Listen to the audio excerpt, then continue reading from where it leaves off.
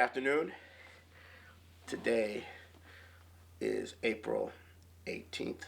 No, April 20th. No, April 19th. I'm sorry. Wednesday, April 19th. I'm Paul Glumaz with the LaRouche Political Action Committee. You are being brought to Seattle Community Media by General Welfare Presents. All right. Since our last discussion, which was following the events around Syria and the meeting and the attempt to force a confrontation between the United States and Russia, we have now shifted to North Korea. Now, the important thing to understand is that this whole operation of generating a confrontation with Russia and China, leading to a destruction of Russia and China and the world in general, is being run by the British. Okay, so let's look at what the British, what's come out in the media, what's actually come out. This is amazing when you think about it. We found out today that the basis for the court order to investigate Trump, the FISA court order, being given to the FBI, was none other than the dossier done by Steele, the MI6 agent, who put together this incredibly dossier, which claimed that the Russians have blackmail over Trump, and this was the golden shower where Trump liked to enjoy a golden shower in the room that Obama was in. This kind of stuff. That was the basis for the FISA request and the authorization to wiretap. I mean, not wiretap, but to surveil Trump and associates for their connections to Russia. They still haven't come up with any.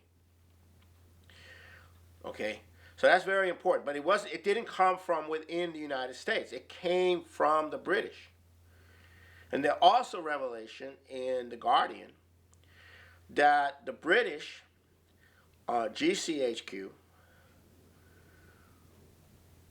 at the end of 2015 began to solicit an investigation from U.S. intelligence and U.S. law enforcement in 2015, claiming there may be connections and using their alleged surveillance, the surveillance that they had, or passing information on of contacts that were going on, or things like this. It was the British. This whole thing was instigated by the British. So that has come out into the open. And the British are claiming that the FBI has a smoking gun to prove that the Trump administration was in collusion with Putin, and that was the basis for the victory. So that's what The Guardian is saying. So the British are the ones saying this.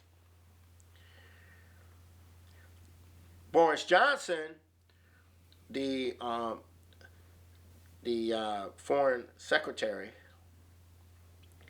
is saying that the United States must bomb the crap out of Syria and wipe out the Assad government. This is the same Boris Johnson who earlier canceled his trip to Moscow and said that Rex Tillerson would be representing the British on a demand that Putin drop involvement with and alliances with Iran, Hezbollah, and Syria. Okay, it's to say it's the British. Okay, so there was a meeting between Tillerson and Lavrov, and then the two later met with Putin. Um, it appears that there is no further escalation going on since then.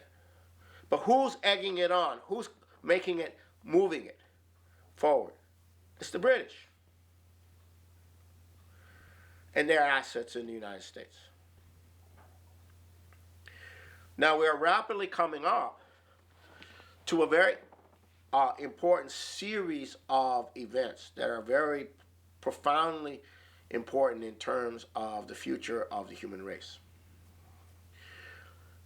The most important one is May 14th, less than a month away in Beijing. There will be a conference on the One Belt, One Road policy of the Chinese. Now, you have to get a sense of this. About 4 years ago, the Chinese leader, Xi Jinping, announced this policy. This is the policy of Lyndon and Helga Zepp LaRouche. This is the policy. 20 years before.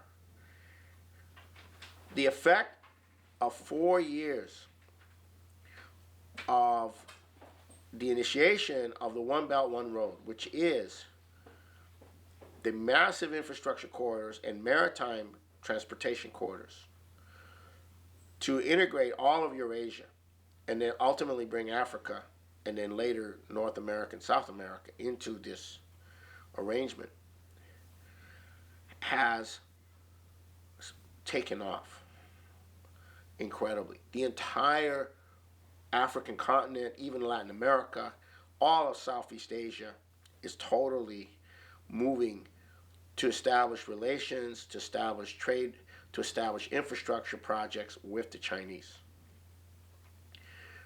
And at the core is the relationship of Russia and China. Right now, there's a Chinese, very prominent Chinese diplomat in Turkey working out arrangements for massive Chinese investments in Turkey.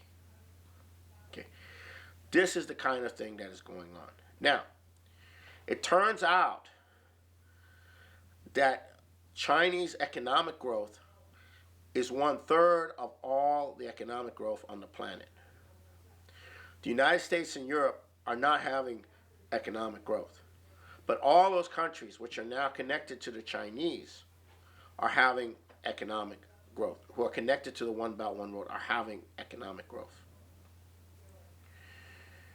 Now, this conference on the 28th will have 28 heads of state at this point, and probably a lot more are going to meet. 28 heads of state and a lot more are going to meet at this conference. Less than a month away. A little more than 3 weeks away. Included is Putin and Erdogan of Turkey and Blanchet of Chile and many others. And Elizabeth May, is it Elizabeth May? Yeah, Elizabeth May, Theresa May, the Prime Minister of Great Britain, was originally intended to go, but is now canceled. Okay.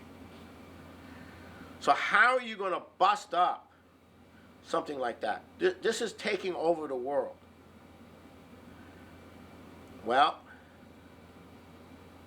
that's where North Korea comes in. Okay. And the North Korean situation has the potential, if the U.S. were stupid enough to try to knock out North Korea's nuclear capability,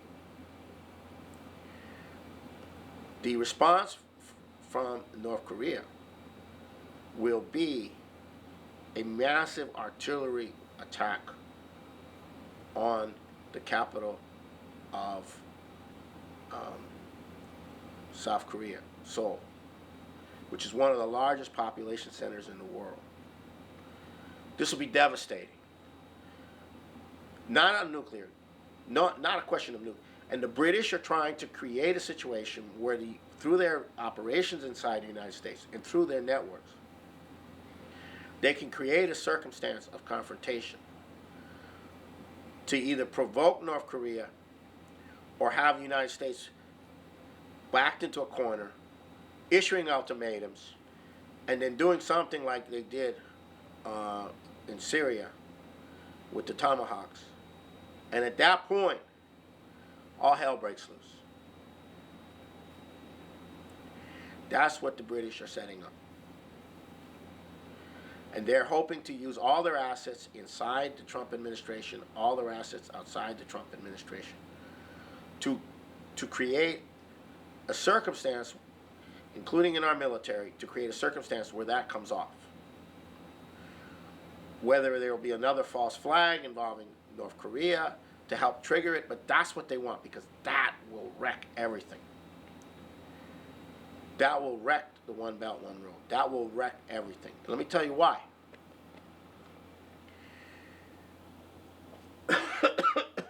North Korea is a very special situation. They were very close to the Soviet Union, not to China.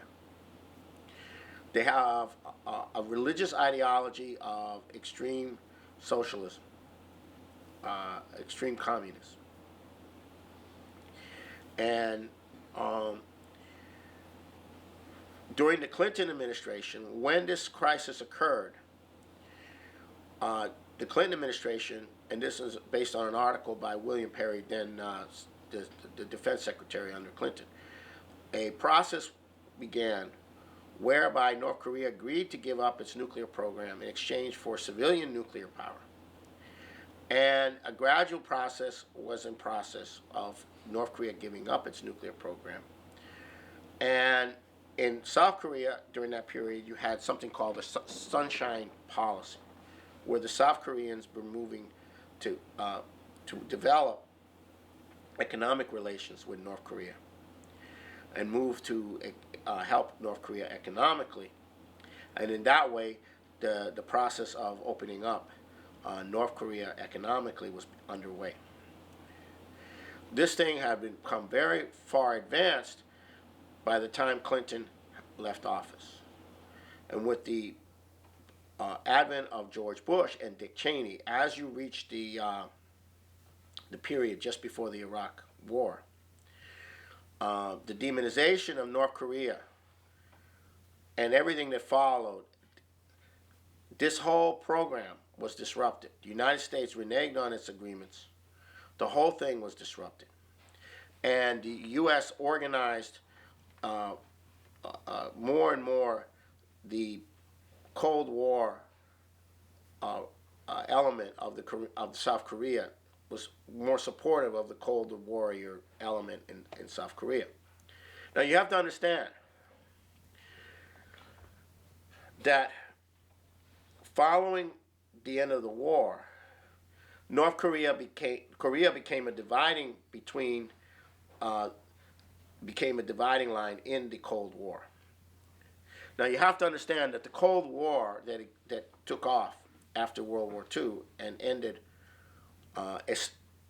allegedly ended with the breakup of the Soviet Union, has not ended. It's still going on. Only Russia has been substituted for the Soviet Union, and the current Chinese have been substituted for the Red Menace. There's no difference. It's the same Cold War that's been going on. And nowhere is that Cold War more manifest than in Northeast Asia, around Russia, China, North Korea, South Korea, and Japan. The U.S. military is along the border where the Korean conflict ended in 1952. That conflict has not been resolved. U.S. military is in Japan on a massively as part of the continuation of the Cold War. Now, as the One Belt, One Road takes off, and these whole areas become more and more engaged in the development of Siberia and the development of Eastern Russia and the development of Northern China and the expansion of the Japanese and Korean economies as part of this whole process, you don't have a Cold War anymore. You have economic cooperation, and this economic cooperation becomes the basis of not having a Cold War.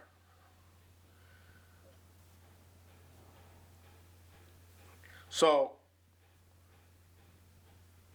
by using North Korea as a trigger point, as a constant trigger point, you disrupt the relationship of South Korea and Japan with Russia and China.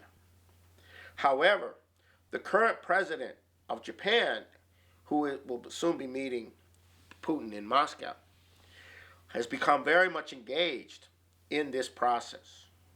Now, you have to understand, the divisions are great between Japan and China, between Korea and China and Russia, have been great, but they're coming together.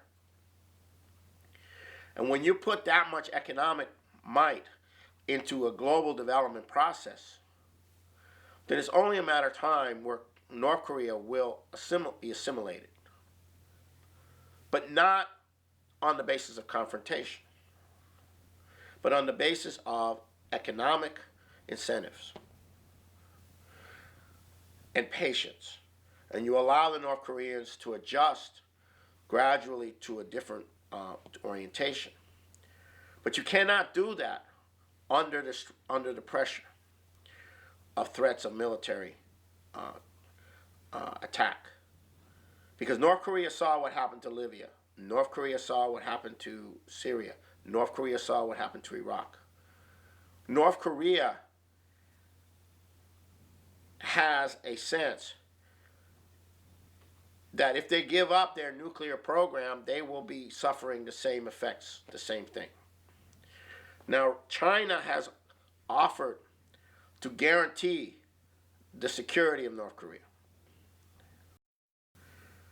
But if the U.S. launches an attack on North Korea in that context, then all our relationships with China will end, and with Russia as well. This is what the British are trying, and their assets are trying to engineer right now in Northeast Asia. Now, Vice President Mike Pence was just in North Korea and Japan.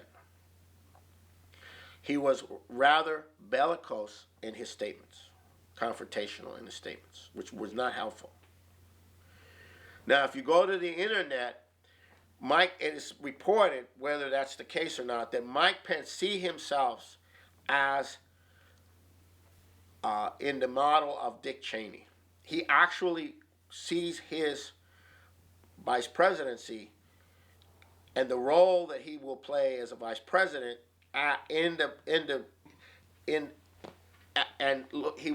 he sees Dick Cheney's role during the Bush administration as a role model.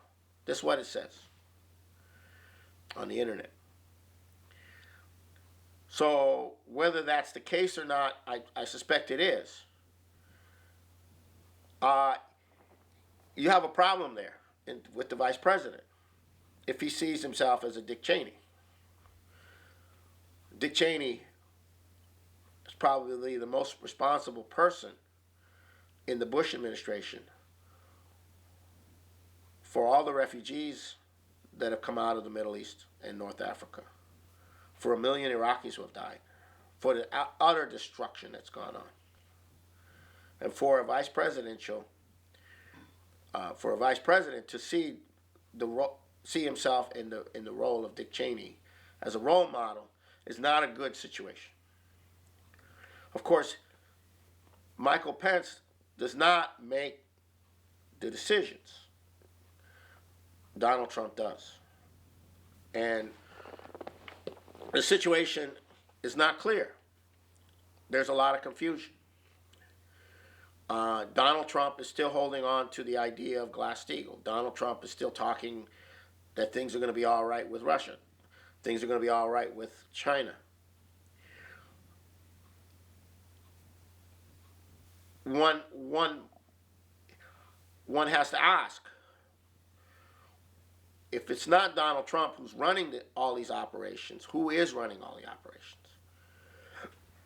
And this is where you have the role of the British intelligence, the Foreign Office, the Defense Ministry, and the incredible integration that the British have with the U.S. military, with the U.S. intelligence community, with the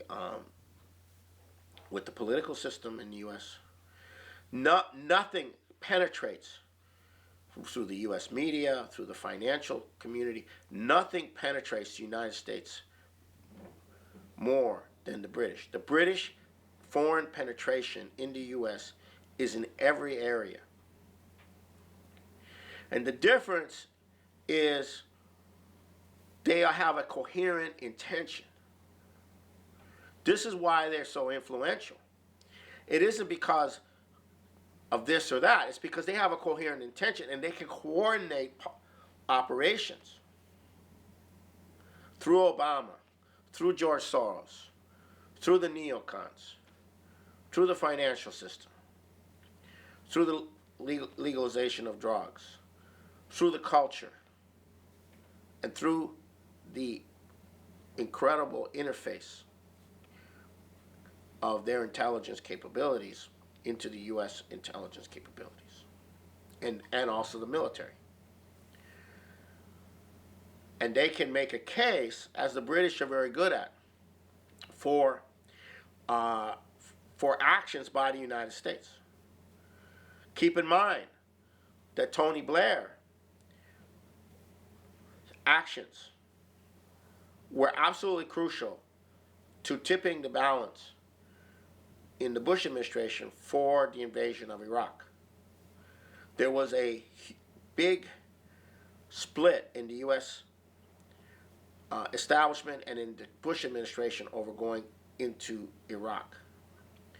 We have since learned that George Bush Sr., Colin Powell, George Bush Sr.'s advisor, Ben Scowcroft, former national security advisor, this whole grouping was opposed to intervening in Iraq. And on the other side, you had Dick Cheney, and the neocons were totally in favor of invading Iraq. And at that time, Lyndon LaRouche was being put on British BBC explaining the situation to a British audience. Because at that time, going into the eve of the Iraq War, the LaRouche movement was involved in the most expanded mobilization against Dick Cheney and against the war that anyone had ever seen on the streets. It was huge. We put out pamphlets, 4 sets of pamphlets called Children of Satan. We went through the neocons. We were out in the streets everywhere. Millions and millions and millions and millions of pamphlets and leaflets and flyers. We were galvanizing the whole thing. And we were like this close to stopping the Iraq War. And then Tony Blair, the British government, and the British intelligence community intervened with the line of weapons of mass destruction. Saddam was capable of a nuclear capable within 48 hours. And that tipped the thing in favor of the invasion of Iraq. It was the British who played the decisive role in tipping the United States into Iraq.